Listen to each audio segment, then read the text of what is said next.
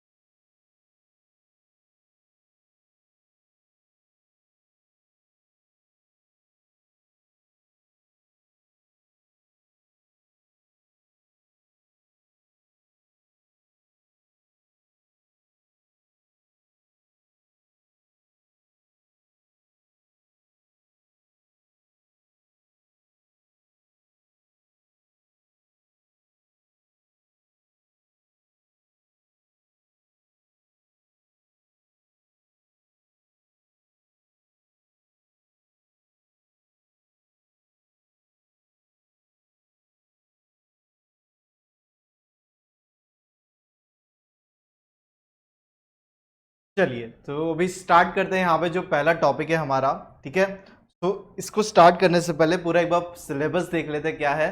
तो यहाँ पे टोटल 6 चैप्टर है, ठीक है। तो 6 चैप्टर के क्या नाम है जरा आपको बता देता हूँ एक बार। Linear equation in 2 variable, next is your quadratic equation, उसके बाद है अरिथमेटिक प्रोग्रेशन। एक्चुअली जब पुराना पोर्शन जब हुआ करता था एक समय पे, वो बहुत उसके अंदर ज़्यादा क्वांटिटी में सम्स थे, चैप्टर भी काफ़ी थे। तो ठीक है, चलो मैं बहुत पहले की बात करूँ, उसका चैप्टर धीरे धीरे जब भी नया पोर्शन आता है तो रिड्यूस होते जाता है। तो ठीक है, तो अरिथमेटिक प्रोग्रेशन, वहाँ पे एक ज्योमेट्रिक प्रोग्रेशन करके भी चीज़ थी, हार्मोनिक प्रोग्रेशन करके भी चीज़ थी। तो ठीक है, वो आप आगे कभी 11th स्टैंडर्ड में सीख लोगे। फिर फाइनेंशियल प्लानिंग है, फिर है प्रोबेबिलिटी, और फिर आपका यहाँ पे 6th चैप्टर है जो है स्टैटिस्टिक्स, ठीक है। तो ये सब चीज़ें हमारे द्वारा की जाएगी, ठीक है। हमारे द्वारा मैं कह रहा हूं, मैं और आप दोनों, हम कहा है मैंने, ठीक है। तो साथ में मिलकर सब चैप्टर को हम क्या करेंगे, डिटेल वाइज पढ़ेंगे। तो फिलहाल पहला चैप्टर पढ़ते हैं। तो पहला चैप्टर के अंदर हमारे पास यहाँ पे कुछ कॉन्सेप्ट्स हैं, that is elimination method, graphical method, Cramer's rule जिसे हम कहते हैं डिटर्मिनेंट मेथड भी कहते हैं। फिर आपके पास है equation reducing to the pair of linear equation in 2 variable, word problems, और एक लास्ट में मैट्रिक्स मेथड है। तो ये क्या चीजें हैं क्या नहीं है, सबके बारे में धीरे धीरे पढ़ाई होगी ताकि हम चीजें समझोगे। पर ये जो मैट्रिक्स मेथड है ये फिलहाल आपको 10th स्टैंडर्ड में नहीं है, फिर भी ये इसके अंदर क्लासीफाई होता है। तो मैंने यहाँ पे थोड़ा सा इसके बारे में कवर कर दिया और थोड़ा सा जिक्र यहाँ पे करेंगे। और ये सबसे हमारा रामबाण इलाज है, दैट इज मास्टर चार्ट, ठीक है। तो इसके अंदर हमारे पास यहाँ पे कॉन्सेप्ट है, ठीक है, ए बी सी डी और ई, टोटल 5 कॉन्सेप्ट्स हैं यहाँ पे, ठीक है, जिसके अंदर एलिमिनेशन मेथड है, ग्राफिकल मेथड है, और क्रैमर्स रूल है, और एक equation reducible to the pair of linear equation in 2 variable, और एक है वर्ड प्रॉब्लम्स। बीच में जो ये आपको दिख रहा है मैट्रिक्स मेथड, ये आप 11th और 12th स्टैंडर्ड में इसका काम है, ठीक है। तो जब मैं आपको 11th में पढ़ाऊंगा, ठीक है, तब इसके बारे में बात करेंगे, ठीक है। तो मुझे पूरा कॉन्फिडेंस है कि 11th-12th में भी हम साथ में रहेंगे, ठीक है ना। तो ये चीज हम वहां पे कवर कर लेंगे, ठीक है। सो अब जरा यहाँ पे ध्यान दीजिए, सबसे पहले यहाँ पे एलिमिनेशन मेथड है, इस पे हम आएंगे। उसके पहले हम थोड़ा सा यहाँ पे पढ़ते हैं ये जो टॉपिक है, ठीक है, उसके बारे में थोड़ा जानते हैं कि क्या टॉपिक है, क्या हमसे ये कहना चाहता है। तो टॉपिक का नाम जैसे कि आपको मैंने बताया, लीनियर इक्वेशन इन 2 वेरिएबल। तो यहाँ पे कितने वेरिएबल्स की बात हो रही है, 2 वेरिएबल्स की बात हो रही है, ठीक है। तो मैं आपको यहां पे समझाने वाला हूं पहले लीनियर इक्वेशन इन 1 वेरिएबल, ठीक है ना, फिर हम 2 वेरिएबल पे भी बात करेंगे। तो यहां पे देखिए, समझिए, यहां पे थोड़ा सा पीछे लेके जाता हूं आपको 8th स्टैंडर्ड में, वहां पे आपने सीखे होंगे ये सब चीजें। वेरिएबल, अभी जस्ट मैंने आपको अलजेब्रा का यहां पे आपको इंट्रोडक्शन दिया कि अलजेब्रा एक्चुअली है क्या। तो वेरिएबल वहां पे आया था, तो वेरिएबल यहां पे क्या कहलाएगा, that will be X Y Z, जो भी आपको अच्छा लगे A to Z में से आप ले लो बिंदास, ठीक है। तो इन 1 वेरिएबल, तो एट अ टाइम आपको सिर्फ x यूज करना है, एट अ टाइम आपको y यूज करना है, ठीक है ना। At a time x use करो, at a time y use करो, या तो at a time z use करो। एट अ टाइम मतलब एक टाइम पे एक वेरिएबल, सिंपल सा हिसाब है भाई यहाँ पे। तो इसके लिए इसको कहा गया है इक्वेशन इन 1 वेरिएबल, ठीक है। तो ये तो आपको समझ में आ गया। अब मैं आपको यहाँ पे कुछ चीजें यहाँ पे समझाना चाहूंगा कि ये चीजें क्या होती है। हर शब्द की एक कहानी है, ठीक है, और हर शब्द की कहानी के पीछे नंबर्स, तभी तो हम अलजेब्रा कर रहे हैं, अदरवाइज हम यहाँ पे लिटरेचर पढ़ते हैं।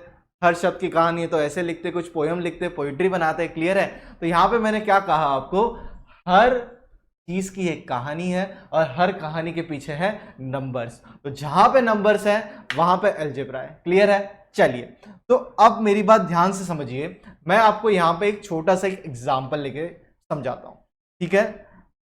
आप खुद हो, आपको जाना है मूवी देखने,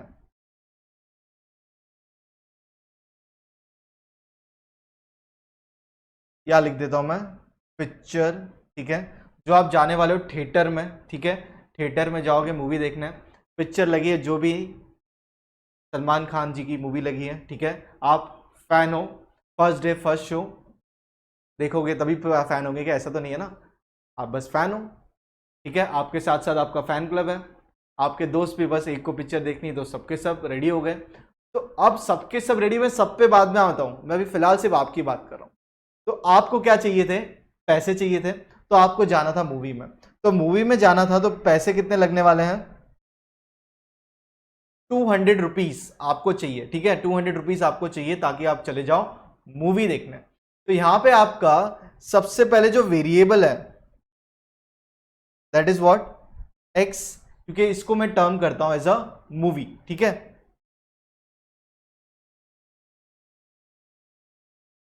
तो ये मूवी आपको देखनी थी, तो आपको 200 रुपीज लग रहे हैं, तो 200 प्लस एक्स, ऐसा कहूं क्या, क्यू, प्लस नहीं, 200 एक्स साथ में, क्योंकि यहां पे आपको क्या करना है, जब आप 200 रुपीज देते हो तो आप एक मूवी देख पाते हो। तो यहां पे अगर x का आंसर इज 1, तो आपका टोटल खर्चा कितना हुआ मूवी देखने का, 200। समझ में आया आपको क्या बोला मैंने यहां पे। सो मैं यहां पे इक्वेशन कह सकता हूं that is 200x is equal to, अगर मैं यहां पे कहता हूं 600, 200x इज इक्वल टू 600, तो यहां पे आपको समझ में आ रहा है एक चीज, अगर x की वैल्यू 3 होगी तो 200 multiply by 3 is equal to 600, मतलब यहां पे मैंने आपको क्या बताया, एक स्टोरी कन्वर्ट हुई नंबर्स में, नंबर्स मतलब एलजेब्रा। तो आपको समझ रहे हैं, इस तरीके से इक्वेशन इन्वॉल्विंग वन वेरिएबल, यहां पे सिर्फ काम मूवी का हुआ है। अब साथ में भूख तो लगेगी भैया, मूवी जा रहे हो दोस्तों के साथ, तो क्या करना है, पॉपकॉर्न खाना है। तो पॉपकॉर्न जो आपको खाना है, जो आपको स्नैक्स में टर्म करता हूं, तो स्नैक्स जब आपके यहां पे टर्म हो रहे हैं, ठीक है, तो इस तरीके से आपको जरा सा यहां पे ध्यान रखना है, ठीक है। तो अब आपको जो स्नैक्स खाने, वहां पे पॉपकॉर्न खाना होगा, समोसा खाना होगा, जो भी, आपको कुछ ना कुछ तो भूख लगेगी। तो आपको उसके लिए एक समोसे का प्राइस है 50 रुपीज, ठीक है। तो आपने यहां पे ले लिया 50, और स्नैक्स को मैं टर्म देता हूं यहां पे y। तो अब आपको एक समोसा खाना है तो 50 × 1 50 रुपीज, आपको दो समोसा खाना होगा तो 50 × 2 दैट इज हाउ मच, अरे कितना, 100। तो एक मूवी प्लस स्नैक्स के लिए इक्वेशन क्या बन रहा है, 200x plus 50y is equal to कितना, सपोज आंसर आ रहा है आपका 300। तो यहां पे मैं एक अंदाजा लगा रहा हूं कि मूवी तो एक ही देखोगे, स्नैक्स आपने कितने खा लिए, दो बार, तो 200 × 1 कितना हो गया, 200, 50 × 2 कितना हो गया, 100। तो यहां पे आपको दिख रहा है दोनों तरफ सेम आंसर्स आ रहे हैं, सो LHS इक्वल टू RHS। तो ये आपकी बेसिक मैथमेटिक्स है विद स्टोरी। अब आप कहोगे सर आप हमें ये क्यों बता रहे हो, मैं आपको इसके लिए बता रहा हूं क्योंकि आगे चल के आपको ये चीजें सॉल्व करनी है, that is word problems. Word problems आएंगे कहां से, यहां से आएंगे। तो एक साथ देखो मैं आपको क्या क्या चीजें समझा रहा हूं, इक्वेशन इन वन वेरिएबल ये मैंने आपको समझा दिया, क्लियर है कि नहीं है। तो अब जरा पढ़ते हैं, the value of equation which satisfy the given equation is called the solution of the equation. मतलब कि जो भी आप इक्वेशन बनाते हो वो कंडीशन सेटिस्फाई करती है, जो वैल्यू है, तब आप कहोगे कि जो वैल्यू ने सेटिस्फाई किया है that is the solution of the equation. तो यहां पे मैंने क्या किया, एक मेरा इक्वेशन बन गया था, व्हाट वाज माय इक्वेशन, ये मेरा एक इक्वेशन था जिसके अंदर 200x plus 50y is equal to 300। तो ये कब इसका आंसर सही आया, जब x की वैल्यू 1 है और y की वैल्यू यहां पे 2 है, तब उसका आंसर 300 आया। और एक चीज, यहां पे वेरिएबल कितने हैं, दो वेरिएबल है, x और दूसरा वेरिएबल क्या है, y। अरे भाई दो वेरिएबल है ना यहां पे, इसके लिए यहां पे चैप्टर का नाम क्या बन गया, यहां पे linear equation involving two variable. जब से मूवी की बात हो रही थी that is 200x, equation involving one variable. समझ में आया आपको। तो ये यहाँ पे चैप्टर का यहाँ पे इस तरीके से आपको मैंने पूरा का पूरा इंट्रोडक्शन दिया हुआ है, तो आप प्लीज इसे समझिए। अगर आपको लिखना होगा तो एक छोटा सा एग्जांपल मैं 10-15 सेकंड के लिए रखता हूं, तब तक आप इससे क्या कर सकते हैं, नोट डाउन कर सकते हैं, फिर आगे बढ़ेंगे थोड़ा सा।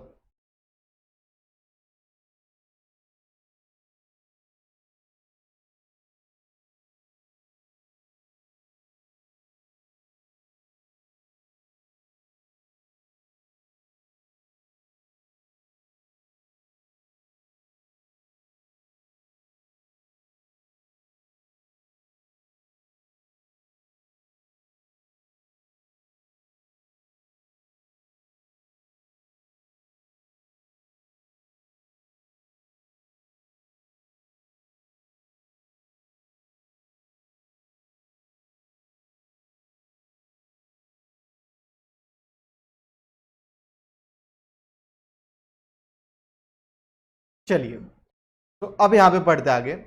The equation obtained by performing same operation on both side of the equation does not change it's solution. मतलब क्या, अब जो हमने यहां पे सॉल्व किया कि आप अगर एक तरफ कुछ भी करते हो, दैट इज एडिशन करो, सब्ट्रैक्शन करो, मल्टीप्लिकेशन करो, डिवीजन करो, यहां पे कुछ भी बदलाव आने वाला नहीं है। मेरी बात ध्यान से समझना। जैसे पहला यहां पे adding same number on both side, तो यहां पे आपको समझ रहा है ये इक्वेशन इस तरीके से बनते हैं कि आप अगर एक तरफ को चेंज करो तो दूसरी तरफ भी अगर उतना ही चेंज हो रहा है, कुछ भी फर्क नहीं है। जैसे कि अगर मैं यहां पे कहता हूं 200x plus 50y plus 10 is equal to 310, 300 plus 10, मतलब कि यहां पे क्या हुआ है, 10 इंक्रीज हुआ है, यहां पे भी क्या हुआ है, 10 इंक्रीज हुआ है, मतलब कुछ भी फर्क नहीं पड़ेगा। क्लियर है? वैसे ही अगर मैं कहता हूं subtraction 200x plus 50y minus 10, और यहां पे मैं कर देता हूं 290, तो यहां पे 10 क्या हुआ है, डिक्रीज हुआ है, और यहां पे भी 10 क्या हुआ है, डिक्रीज हुआ है। तो दोनों तरफ सेम डिक्रीज हो रहा है, सेम इंक्रीज हो रहा है, आंसर में फर्क आने वाला नहीं है। पहले 300 300 सेम आ रहा था, अब क्या आएगा, 310 310, 10 कम कर दिया, पहले 300 अब 290 290 ना यार, क्या फर्क है, कुछ फर्क है? तो ये प्रॉपर्टी दो आपको समझ में आई, that is adding same number on both the side, subtracting same number on both the side, कुछ भी चेंज होने वाला नहीं है यहां पे। तो next is multiplying both side by the same number. जब एडिशन सब्ट्रैक्शन करते थे तो तब फर्क नहीं है, तो यहां पे मल्टीप्लिकेशन करते हुए कुछ प्रॉब्लम है क्या? अरे यार क्यों प्रॉब्लम होगा, इतनी सी बात, सीधी सादी बात है, मल्टीप्लाई कर लो, क्या फर्क है। जैसे मैं कोई दूसरा इक्वेशन लेता हूं, 2x is equal to 10, 2x plus y लेना है, चलो यार वाई ले लो। आप कहोगे सर 2 वेरिएबल चल रहा है, तो ठीक है ले लिया। मल्टीप्लाई बाय 3, तो 3 into 3x plus y is equal to 3 into 10, 3 3 जा 9x, अरे भाई अंदर 2 था, तो 3 2 जा 6x plus 3y is equal to plus 3y is equal to 30। कुछ भी फर्क है? कुछ भी फर्क नहीं है। अगर आप यहां से कॉमन निकालोगे 3 और 3 बाद में डिवाइड करोगे, आंसर तो सेम आएगा। नेक्स्ट डिवीजन, अगर कोई इक्वेशन है 6x plus 9y is equal to 12, इसको मैं डिवाइड करता हूं बाय 3, तो क्या हो जाएगा, 6x upon 3 plus 9y upon 3 is equal to 12 by 3, तो 3 1 जा 3 2 जा, that is 2x plus 3y is equal to 4। कुछ भी बदला क्या? कुछ भी यहां पे बदलने वाला नहीं है। सो ये प्रॉपर्टी आपको समझ में आई, दैट इज एडिशन करो,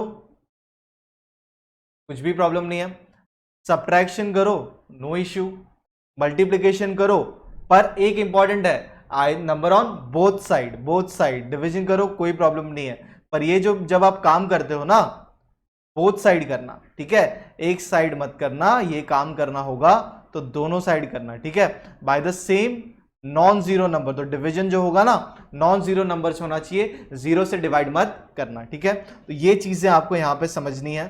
तो अब तक जो चीजें हमने की है, मैं आपको यहाँ पे ये चीजें रखता हूँ ताकि आप ये मास्टर चार्ट भी बना लो और आप ये छोटा सा इंट्रोडक्शन जो ये भी लिख लो।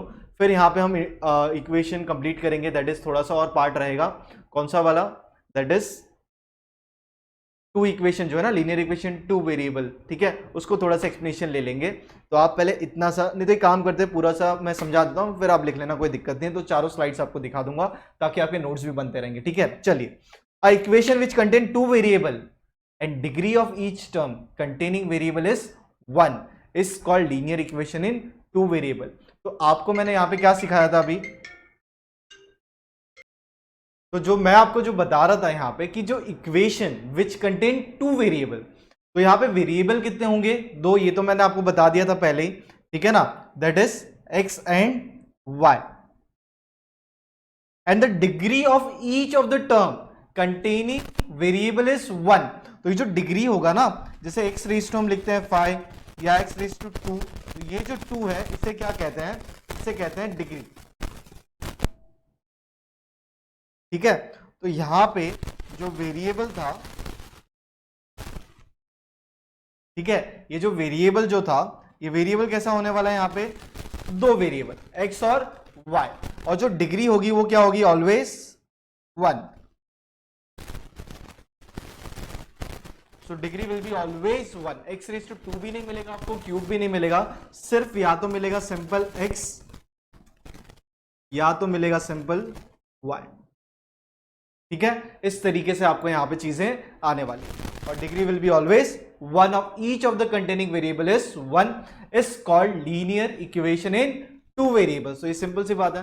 तो इसका एक जनरल एक स्टैंडर्ड फॉर्म है. ठीक है, जनरल फॉर्म मतलब क्या, स्टैंडर्ड फॉर्म. तो जनरल फॉर्म क्या है जरा देखते हैं यहां पे. तो the general form of the linear equation in two variable is ax plus by plus c is equal to c. तो यहां पे क्या है, ax plus by plus c is equal to c, sorry is equal to 0. मतलब क्या इसका, जैसे कि यहां पे आप देख रहे हो ये जो है दिस इज a, और यहां पे हो गया x 3x ना. तो x और y तो वेरिएबल है अपने आप में, कुछ भी हो सकता है. और 3 और 2 ये क्या है आपका, पहले ही आपको बताया था ना क्या, ये कोएफिशिएंट है. ठीक है, तो ये स्टैंडर्ड फॉर्म क्या हो गया, ax plus by is equal to, या बीच में plus c is equal to 0. Clear है कि नहीं है, प्लस c हो भी सकता है नहीं भी हो सकता है, फर्क पड़ने वाला नहीं है उससे. ठीक है, और यहाँ पे आपको जैसे कि यहाँ पे वैल्यू जो हमने जस्ट अभी दी, तो e की वैल्यू क्या हो जाएगी यहाँ पे 3, b की वैल्यू क्या हो जाएगी 2, और c की वैल्यू क्या हो जाएगी 12. कैसे, अरे इस तरफ आ जाएगा ना, 3x plus 2y minus 12 is equal to 0. तो अगर वो 0 के इस तरफ भी हो, फर्क कुछ भी पड़ने वाला नहीं है. तो ये आपका एकदम स्टैंडर्ड बेसिक इंट्रोडक्शन है, जहां पे इक्वेशन होंगे ax plus by plus c is equal to 0 के फॉर्म में. तो अब यहां पे कुछ चीजें हैं, जरा उसे रीड करते हैं, समझते हैं क्या लिया हुआ है, क्या दिया हुआ है हमें. When we think about two linear equation in two variable at the same time they are called as simultaneous equation. अब आप कहोगे सर साइमल्टेनियस इक्वेशन क्या होता है, जी मैंने जस्ट आपको अभी बताया, linear equation involving to variable. तो x और y आपको समझ में आया. अब यहां पे मैं आपको समझा रहा हूं कि ये जो साइमल्टेनियस है, ये साइमल्टेनियस क्या चीज है. आप एक साथ दो काम करते हैं ना साइमल्टेनियसली. अरे यार एक टाइम पे दो काम करना, मम्मी कैसे काम करती है आपकी, खाना बनाती है साथ में पानी भर रही है, समझ में आ रहा है, दो काम साइमल्टेनियसली. तो यहां पे भी आपको क्या होने वाला है, when we think about two linear equation, तो दो लीनियर इक्वेशन को एक साथ लेना है. पर कौन से लीनियर इक्वेशन को, इन्वॉल्विंग टू वेरिएबल. ये चीज जरा ध्यान रखना, क्या बोला गया, इन्वॉल्विंग टू वेरिएबल. तो वेरिएबल कितने होने चाहिए, यहां पे दो वेरिएबल आपको साथ में लेना है. एट, ये तो और भी डरावना दिख रहा है, ठीक है चलो, तो मैं इसे अंडरलाइन करता हूं. Two variable at the same time they are called as simultaneous equation. ठीक है ना, तो दो वेरिएबल होने चाहिए. फिर नेक्स्ट देखते हैं, when the simultaneous equation is satisfied by the same pair of the two variable then such pair of values of the variable is called solution of the given simultaneous equation. मतलब क्या, मैं आपको समझाता हूं, यहां पे ध्यान दो. जैसे दो इक्वेशन है, एक फ्रेंड का जो मूवी और जो खर्चा मैं बता रहा हूं, मंथली एक्सपेंस देख रहे, ठीक है, 200x plus 50y is equal to, एक का आंसर आ रहा है 450, फिर 200x plus 50y is equal to 350. या तो इसे हम चेंज भी कर देते हैं, 25 ले लेता है. ठीक है, उससे फर्क नहीं पड़ेगा. यहां पे सबसे इंपॉर्टेंट क्या है, साइमल्टेनियस इक्वेशन आप सॉल्व करोगे, मतलब क्या, ये जो वेरिएबल है ना दोनों में, ये सेम होने चाहिए. ठीक है, और इनके जो आंसर आएंगे वो दोनों इक्वेशन सेटिस्फाई करने चाहिए. सपोज x का आंसर आता है, मैं एग्जांपल के लिए ले रहा हूं, ठीक है, 100, और y का आंसर आता है 50. तो ये आप वैल्यू सब्स्टिट्यूट करोगे इसके अंदर, तो आंसर 450 आएगा. x की वैल्यू 100 डाल दोगे, करके देखना मत, मैंने जैसे एक रैंडम एग्जांपल्स लिए. ठीक है, समझो सिर्फ, अगर 100 x के जगह पे लिखते हो, y के जगह पे 50 लिखते हो, तो आपका आंसर 450 आएगा. ठीक है, तो ये ठीक है, सही बात है. और यही वैल्यू आप इसके अंदर सब्स्टिट्यूट करते हो, तो भी आंसर क्या आएगा आपका, 350 आएगा. समझ लो 350 आएगा, कैलकुलेशन करने जाओ भी मत. तो ये जो दो इक्वेशन थे, इसको आप साइमल्टेनियसली सॉल्व करो, इसके लिए इसको साइमल्टेनियसली कह दिया. और यहाँ पे x और y के जो आंसर्स आएंगे वो दोनों को सेटिस्फाई कर रहे हैं, इसके लिए उसे क्या कह दिया, solution of that simultaneous equation. तो एक बार पढ़ते हैं जरा. When the simultaneous equation are satisfied by the same pair of the two variable, तो same pair of the two variable, then such pair of values of variable is called solution के, यहाँ पे पैर है ना एक्स और Y, एक जगह पे एक्स और वाई से दो पैर बन गए, उनके जो सोल्यूशन है उसको आप क्या कहोगे, साइमल्टेनियस इक्वेशन का सोल्यूशन कह दोगे। देखते हैं यहाँ पे इक्वेशन है, if 2x plus y is equal to 8 and x plus 3y is equal to 0 be the given simultaneous equation, then the solution of x and y, जो भी यहाँ पे आंसर आएगा ना, ये x का इज इक्वल टू एक answer मिलेगा, comma y is equal to एक आंसर मिलेगा, that is the solution of this simultaneous equation. तो अब तक जो जो मैंने पढ़ा है वो मैं आपको यहाँ पे क्या करता हूँ, पहले नोट्स बनाने देता हूँ, ठीक है। और यहाँ पे ये जो चीजें हैं, आगे जो मेथड्स हैं, ये तो हम आगे पढ़ने ही वाले हैं, तो आप पहले इतना समझिए आराम से, पूरी चीज को जरा देखिए, फिर हम क्या करेंगे, जो मेथड्स हैं और हम यहाँ पे पहला जो कॉन्सेप्ट है वो हम शुरू करेंगे, ठीक है ना। तो आप ये पहले आराम से कंप्लीट कीजिए, ये सब नोट्स लिख लीजिए, कॉन्सेप्ट ये भी लिखना तो ये भी रखता हूँ मैं स्लाइड।